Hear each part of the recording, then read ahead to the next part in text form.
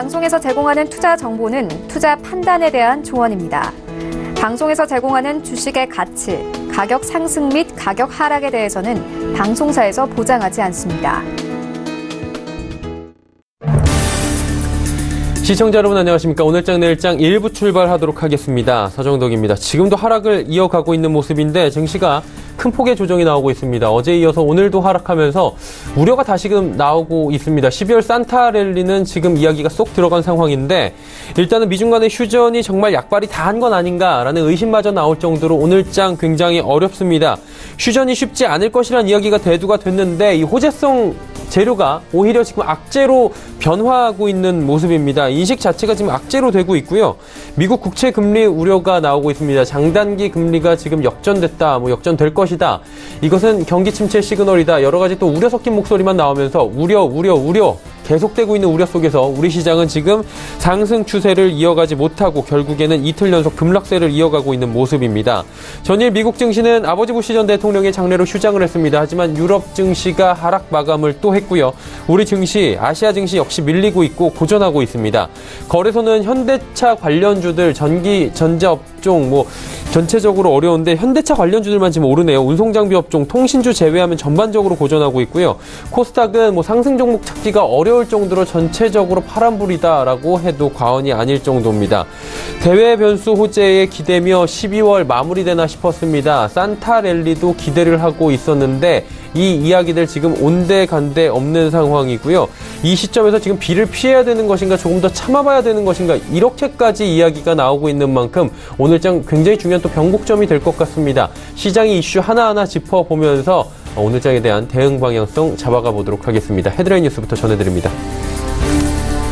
수출이 사상 최대치를 달성을 했습니다. 이 덕분에 국내 경상수지가 역대 최장 기간인 80개월 연속 흑자 행진을 이어갔습니다.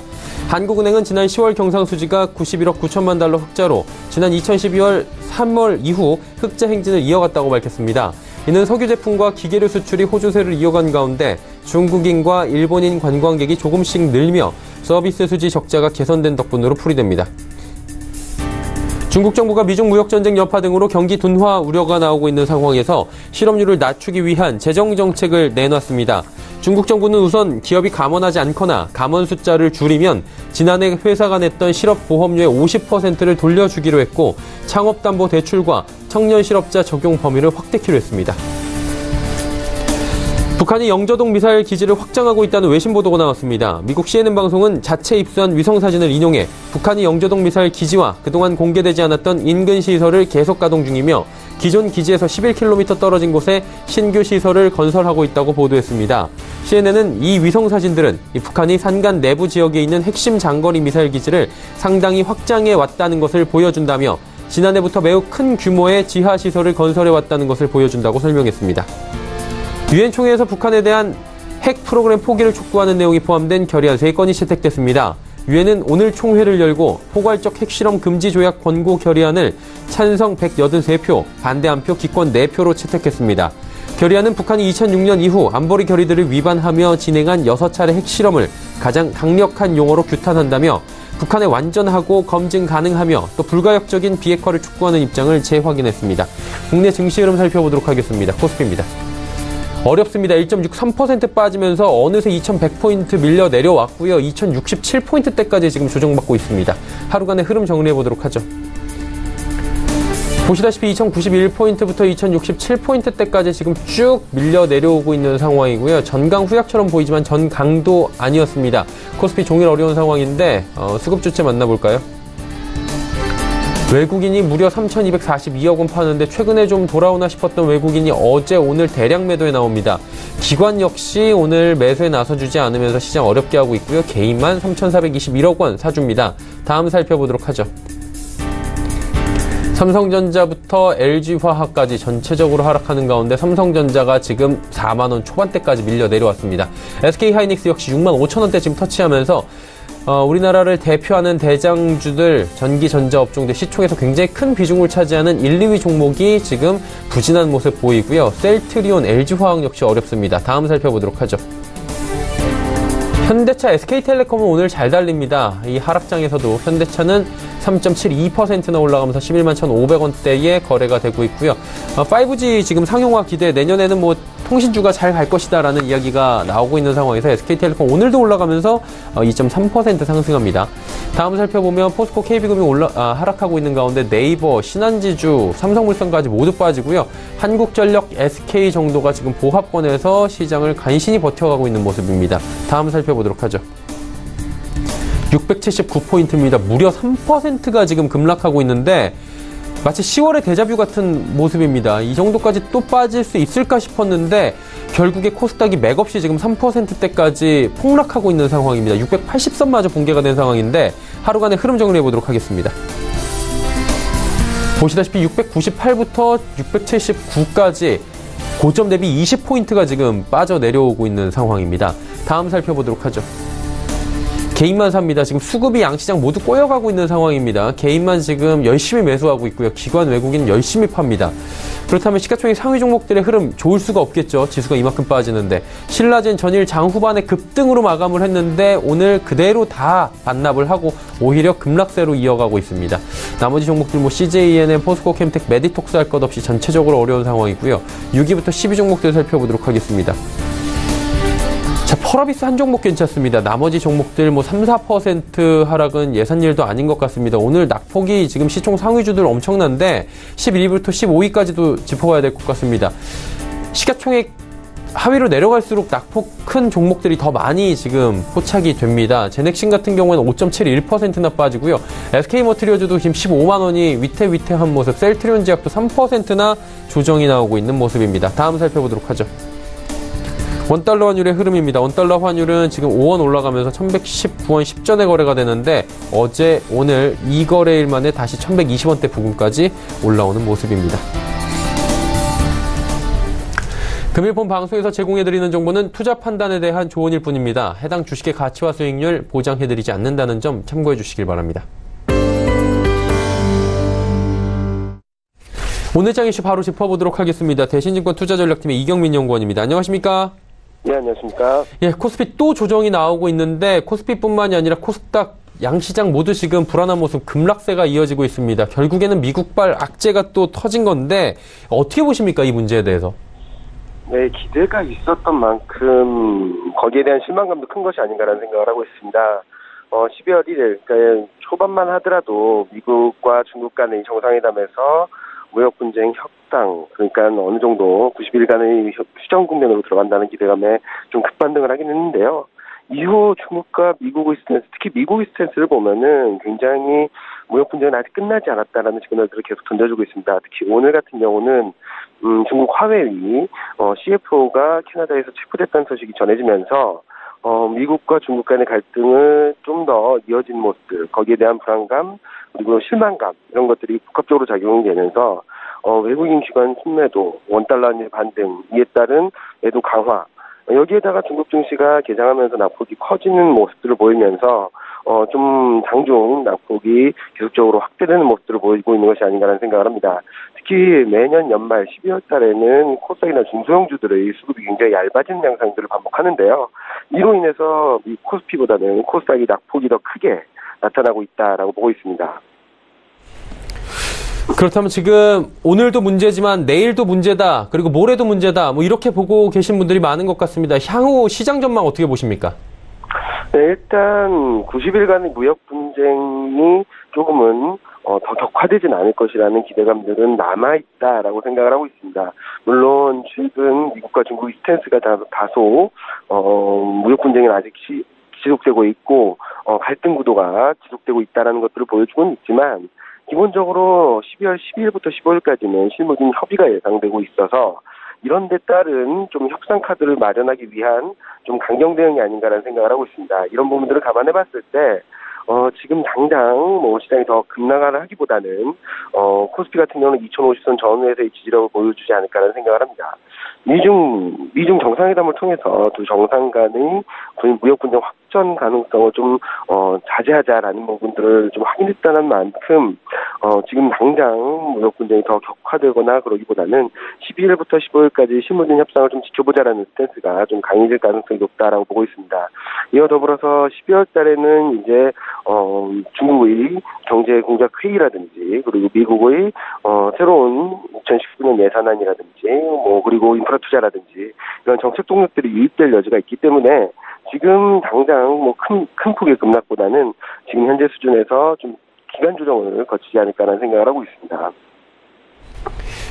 자, 그렇다면 향후에 국내 시장이 움직일 거고요. 이에 따른 대응 전략도 또 필요한 시점인 것 같은데 어떤 전략들을 좀 구사해야 될까요? 제가 그동안 코스피 상반기 중에 2,300포인트까지 갈 수 있다라는 비율을 계속적으로 말씀드려왔습니다. 이런 과정들은 여전히 유효하다라고 보고 있고요. 단기적으로 등락은 나타날 수 있다. 왜냐하면 지금 아직까지는 비포장 도로이고 시장이 반등을 한다고 하더라도 추세적인 변화라기보다는 낙폭 과대에 따른 반등일 가능성이 높기 때문으로 보고 있습니다. 이런 부분들을 감안해 봤을 때 지금 변동성 확대를 활용한 트레이딩 바이 관점에서의 접근 전략은 유효하다라고 생각을 하고요. 그동안 언급드렸던 낙폭 과대 가치주들이라고 볼 수 있는 반도체, 화학, 증권업종에 대한 매력도 여전히 유효하고 실적 턴어라운드, 2019년 실적이 개선될 것으로 기대되는 업종들에 대한 관심도 꾸준히 유지하실 필요가 있겠습니다. 아직은 코스피가 밸류에이션 그리고 가격이 정상화되는 과정이 전개 중이긴 하지만 심리적으로 워낙 취약한 상황이다 보니까 다소 불안한 모습들을 보이고 있다라고 생각을 해주시면 될 것 같습니다. 내년 상반기까지 봤을 때 이런 변동성 확대는 트레이딩 마이 관점에서의 비중 확대가 유효하다라고 생각을 해주시면 감사하겠습니다. 한 가지만 조금 더 여쭤봐도 될까요? 지금 장단기 금리가 역전됐다. 이 이슈로 지금 시장이 이만큼 밀렸다 해도 과언이 아닌 거 아니겠습니까? 미중 간의 무역 분쟁 휴전 얘기들이 어떻게 될 것인지는 조금 더 지켜봐야 될 것 같은데 이게 장단기 스프레드가 역전이 된 것들이 그 정도까지 우리 시장에 지금 위협이 되고 있는 겁니까? 장단기 금리 역전은 향후 미국 경기가 둔화되고 침체될 가능성을 높이는 시그널이라고 볼 수 있겠습니다. 따라서 경고의 시그널이 켜졌다라고 보는 건 맞습니다. 그렇지만 당장 미국 경제가 침체로 갈 것이냐라는 부분들에 있어서는 시간이 걸린다라는 생각을 해주시면 될 것 같은데요. 단기적으로는 시그널이 나왔다라는 데 따른 과민 반응이 나올 수 있습니다. 그렇지만 내년 상반기까지는 미국 경제가 침체되기보다는 지금 확장세, GDP 성장률 기준으로만 본다면은 전년 대비 3%대 성장을 유지할 것으로 예상되고 있기 때문에 지금 현재 시점에서는 이에 대한 우려보다는 낙폭이 크다. 특히 신흥국가 코스피 같은 경우는 밸류에이션 매력, 가격 메리트가 높다라는 부분에 초점을 맞추시면 좋지 않을까 생각을 하고 있습니다. 네, 알겠습니다. 추가 질문까지 장단기 스프레드 지금 역전에 대한 이야기까지 오늘 자세히 들어봤습니다. 오늘 말씀 여기까지 듣겠습니다. 고맙습니다. 네, 감사합니다. 대신증권 투자전략팀의 이경민 연구원과 함께했습니다. 자, 시장 지금 많이 밀려가고 있는 모습입니다. 특히나 시총 상위주들 굉장히 어려운데 좀 다시금 짚어본 뒤에 이슈 칼럼 이어가도록 하겠습니다. 자, 코스피 시총 상위주들입니다. 삼성전자부터 LG화학까지 단 한 종목도 오르질 못하고 있는 상황입니다. 자, 그러다 보니까 지금 전체적으로 시장이 밀리고요. 삼성전자가 지금 연저점인 4만 원 초반대까지 밀려왔습니다. SK하이닉스 역시 6만 5천 원대까지 밀려온 상황이고요. 현대차 부분 같은 경우에는 부분 파업으로 전 사업장 생산이 지금 중단이 됐다라고 이야기가 들려오고 있습니다. 일단은 광주형 일자리가 지금 원점으로 돌아갔다. 현대차 쪽에서 지금 협상에 대해서 다시 재고를 한다라는 이야기가 나왔습니다. 여러 가지 현대차 관련한 뉴스들이 나오고 있는데 오늘 현대차는 지금 현 시각 기준으로도 3.72% 올라가고 있는 모습 보여지고 있습니다. 이슈 칼럼 바로 이어갑니다.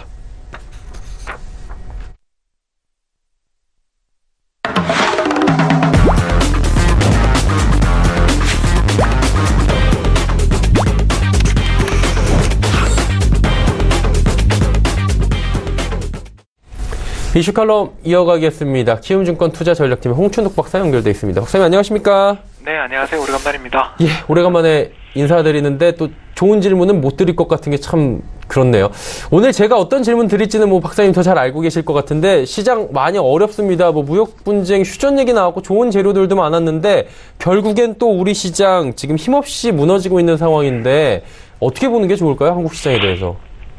예, 한국 시장이야 최근 들어서서 두 가지 문제 항상 지금 이렇게 고생을 하고 있습니다. 첫 번째 이슈는 여러분 다 잘 아시는 것처럼 미국과 중국 간의 무역 분쟁이 격화되는 가운데 이 우리나라 경제 혹시 샌드위치 꼴이 되는 거 아닌가, 이런 부분에 대한 고민, 걱정들이 시장에 너무나 많이 부각되고 있다고 볼 수 있겠고요. 또 다른 부분들은 바로 미국의 중앙은행의 긴축 정책이 도대체 언제 완화될 것인가에 대한 궁금증, 또 더 나가서 걱정이 시장을 또 억누르고 있습니다.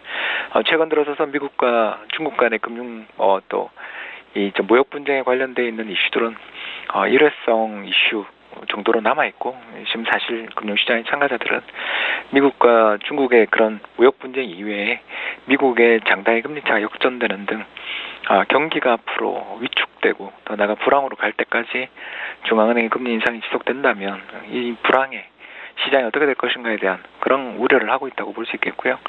이런 시장의 여건들 속에서 믿을 수 있는 거는 결국은 기업들의 실적, 더 나가서 배당 이런 부분들이 될 텐데, 문제는 우리나라 기업들이 이렇게 주가가 참 많이 떨어졌음에도 불구하고 매력적인 배당 수익률 이런 것들을 제시해주지 못하는 부분이 있다라는 게, 이게 이제 우리나라 시장에 어떻게 보면 주가가 많이 빠질 때일수록 기업이 어떤 식으로 주주들에게 보답을 하는가, 더 나가서 어떤 수익률을 돌려줄 수 있는가에 대한 어떤 그런 기대 또는 예상, 이런 것들이 참 중요해지는데, 우리나라가 세계에서 가장 배당 성향이 낮은 나라에 속하는 그런 과정에서 이 주주들에 대한 어떤 기업들의, 상장되어 있는 기업들의 어떤 보답이랄까요, 아니면 주가의 급락을 갖다가 막아줄 수 있는 어떤 이 주주 보상 부분들에 대한 기대가 약해져 있는 것, 이런 것들이 좀 복합적으로 연결돼 있다고 말씀을 드릴 수 있겠습니다.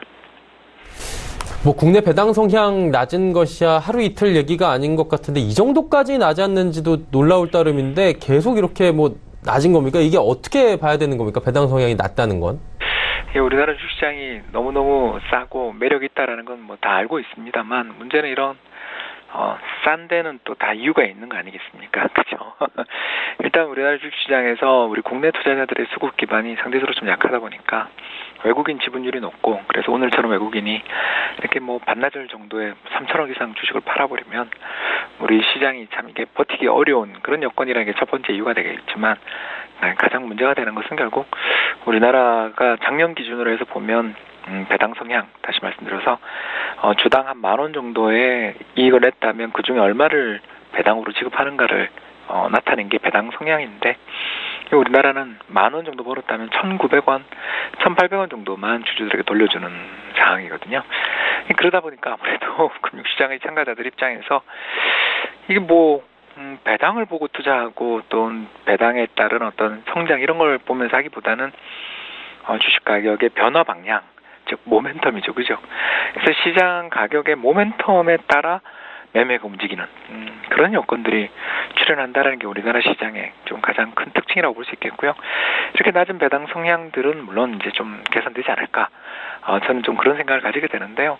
왜 그러냐 하면 이제 두 가지 이유가 있습니다. 첫 번째는 우리나라 역사적으로 그래봐야 세계에서 제일 낮은 수준입니다만, 그래도 역사적으로 평균으로 보면 우리나라 기업들의 배당 성향이 한 26% 정도라서 지난해 기록했던 배당 성향은 사실 굉장히 낮은 것이다. 이런 측면에서 역사적인 배당 성향으로 좀 복귀할 가능성이 있다. 저희들은 좀 그렇게 생각되고요. 이제 두 번째가 바로 작년 우리나라 기업들의 이익이 124조 원, 상장기업들의 이익이 순이익이 124조 원으로 역대 최대의 순이익을 기록하는 가운데, 이 기업들이 배당금 지급액은 정작 2016년 20조 정도를 배당을 하다가 2017년에는 단 22조 원 배당에 그쳤어요. 결국 기업 이익은 굉장히 빠르게 늘어났는데도 불구하고 배당금의 증액은 10%에 불과했다라는 그런 이야기가 됩니다. 왜 그런가? 결국 배당에 관련되어 있는 각종 여러 가지 세제 혜택들 이런 것들이 좀 축소된 것도 이유가 됐을 거고요. 더 나아가서 기업들 입장에서 2017년 나타났던 그런 이익의 가파른 증가가 일회성의 이익이 아닌가. 다시 말해서 배당은 기업들 입장에서 볼 때 앞으로 향후에 꾸준한 이익 성장의 어떤 전망 이런 것들이 개선되는 시기에 배당을 지급하려는 특성을 지니고 있고요.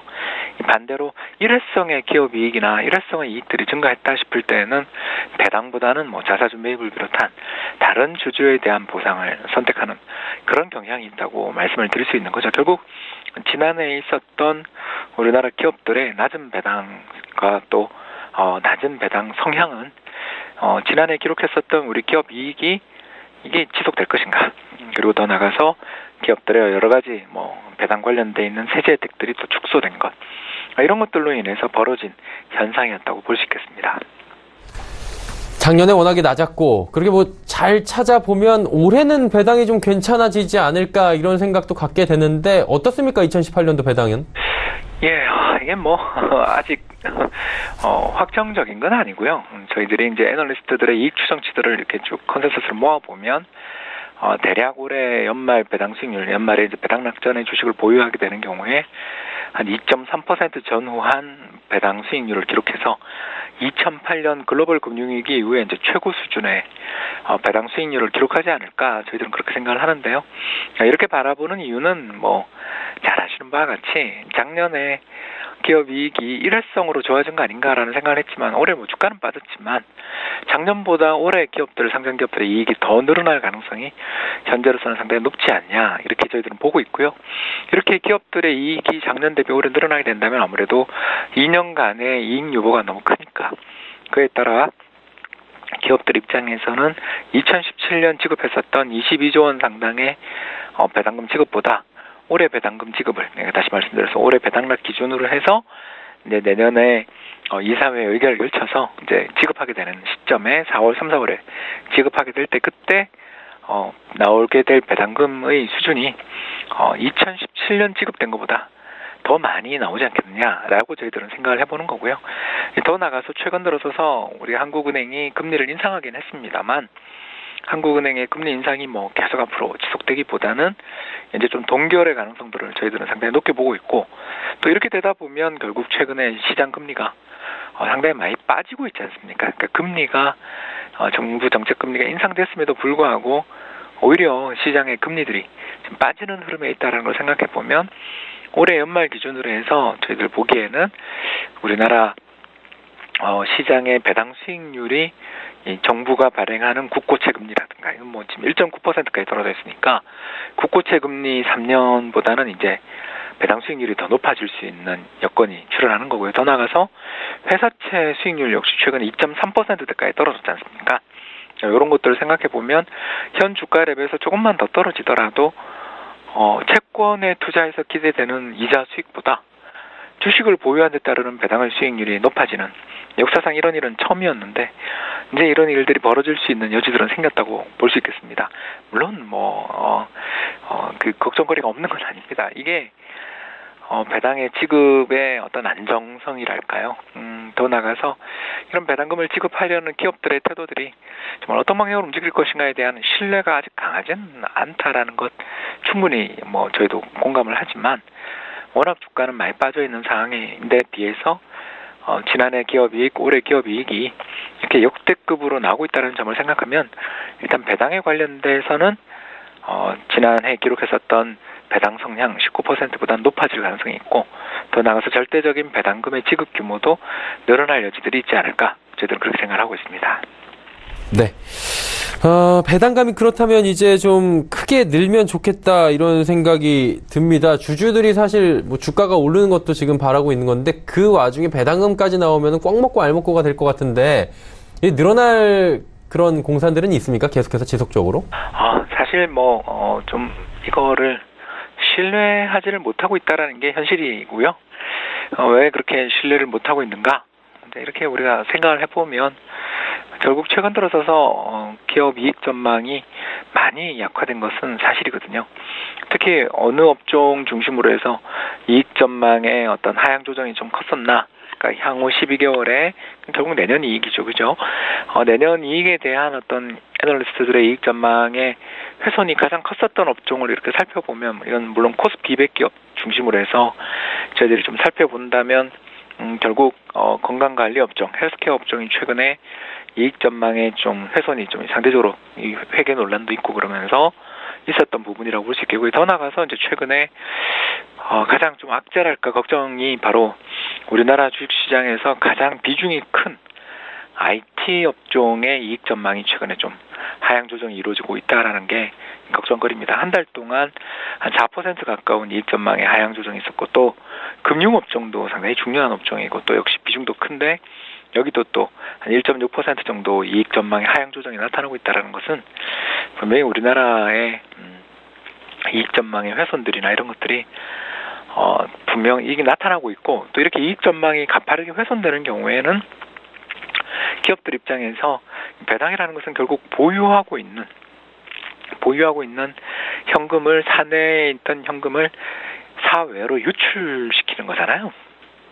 그렇기 때문에 이런 사회로의 어떤 유출에 대한 리스크들까지 있다는 점을 생각하면 기업들은 분명 이익 전망이 굉장히 빠르게 훼손되고 악화되는 경우에는 배당을 그렇게 지급하지 않으려 들 수도 있다라는 건 분명히 사실입니다. 그렇지만 우리나라 기업들의 이익 전망과 이 수출의 관계를 저희들이 몇 번 말씀드린 바 있었는데, 최근 들어서서 우리나라 기업들 수출의 흐름을 보면 지난 여름철에 일시적으로 마이너스를 기록하는 등 탄력이 둔화되는 것은 분명한 사실이지만, 최근 들어서서 9월 고비에서 9, 10, 11월 3달 연속 500억 달러 이상의 수출을 기록하는 등 우리나라 수출이 상당히 견조한 그런 모습을 보여주고 있고요. 특히 이번 11월 달에 그 정부가 발표한 수출입 통계를 살펴보면 그동안 우리나라 수출을 가장 좀 어렵게, 또는 수출 증가율을 가로막았던 양대 업종, 바로 조선 선박 수출과 자동차 업종의 수출이 상대적으로 좀 최근에 안정되거나 또 혹은 개선되는 모습들을 보여주고 있다는 점을 생각하면 우리 기업들의 수출 여건 자체는 일단 현재로서는 순항 중이다. 물론 미국과 중국 간의 무역 분쟁이 격화되는 가운데 글로벌 교역량이 급감해버린다면 이런 전망 아무 소용 없습니다만, 현재까지만 놓고 본다면 일단 우려 속에서도, 불안 속에서도 우리나라의 수출은 상당히 그래도 견조하게 그렇게 움직여 나가고 있다는 점을 생각해 볼 수 있겠습니다. 그래서 이야기를 종합해 보자면 분명 애널리스트들의 이익 전망이 최근 약화되고 또 훼손된 것은 사실이다. 그러나 그 우려가 좀 너무 과한 부분도 있지 않냐. 그리고 더 나가서 기업들이 작년에도 많은 이익을 유보했고 올해도 이익 유보가 상당하다는 점들을 생각해 본다면 배당에 대해서 감소 혹은 동결 가능성보다는 지난해 비해 올해 지급되는, 올해 배당락 기준으로 해서 내년에 지급될 배당금의 규모는 늘어난다고 보는 게 맞지 않겠는가. 그렇다면 현재 주가 레벨이 지난해 이맘때 한국 주식시장의 주가 레벨보다 훨씬 낮은 상황이니까 배당 수익률은 오히려 지금 주가가 하락하는 만큼 더 높아질 여지들이 있다. 따라서 기업 이익이 그래도 현재까지 주어진 1에서 한 3분기까지의 기업 이익 보면 탄탄하게 유지되고 있는 기업들, 그리고 더 나가서 이런 배당에 대한 요구가 외국인 투자자들 위주로 상당히 강하지 않습니까? 그렇기 때문에 외국인 투자자들이 지분율이 높은 기업들, 물론 오늘 외국인 매도 속에 속절없이 빠지고 있는 건 사실입니다만, 이 배당에 대한 어떤 요구나 니즈, 그 수요들이 부각될 수 있는 그런 외국인 및 연기금을 비롯한 장기 투자자들의 지분율이 높은 기업들은 배당 투자의 차원에서 연말에 충분히 시장에 대비해서 상대적으로 좀 반등의 여지들, 여력은 지니고 있는 게 아닌가, 저희들은 좀 그렇게 생각해 봅니다. 네. 짧게 한 가지만 좀 박사님 여쭤보고 마무리 짓고 싶은데요. 이게 배당 말씀해 주셨잖아요, 오늘 종일. 배당이 어떻게 보면 이런 변동성 장세, 연말 장세에서 해지할 수 있는 굉장히 좋은 방법이 될 수 있을 것 같긴 한데, 그래도 어제 오늘 너무 흔들리다 보니까 시청자분들 많이 힘드실 것 같은데, 이런 변동성 장세에서 해지할 수 있는 방법이나 여러 가지 대응 방향성 간략하게라도 좀 짚어주시겠습니까? 예, 우리나라는 환율 급등할 때 좋은 적이 없습니다. 결국은 달러에 대한 원화 환율이 급격히 상승하는 등 환율의 급등세들이 출현하는 시기에는 우리 시장 참 어려워질 수 있다는 걸 생각해 볼 수 있고요. 그러니까 반대로 보면 우리 시장이 이렇게 어려울 때에는 달러를 비롯한 안전자산에 대해서 일부 포지션들을 좀 가지고 있거나, 또 이런 자산들을 해지 용도로, 우리나라 시장 급락의 위험을 해지하는 용도로 보유하는 것은 상당히 좋은 자산 배분 전략이 될 수 있지 않나, 그렇게 생각해 봅니다. 네, 알겠습니다. 변동성 장세를 이겨내는 방법에 대해서 간략하게 또 정리해 주셨습니다. 오늘 말씀은 여기까지 듣겠습니다. 고맙습니다, 박사님. 네, 감사합니다. TM증권 투자전략팀의 홍춘욱 박사와 함께했습니다.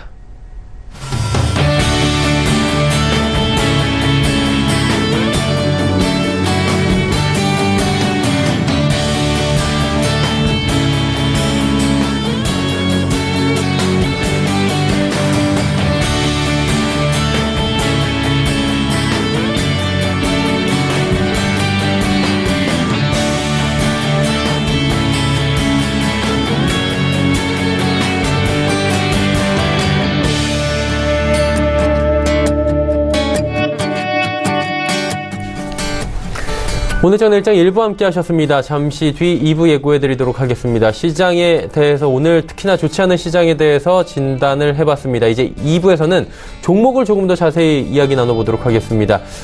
두 분의 전문가와 함께 2부에서 뵙도록 하겠습니다. 고맙습니다.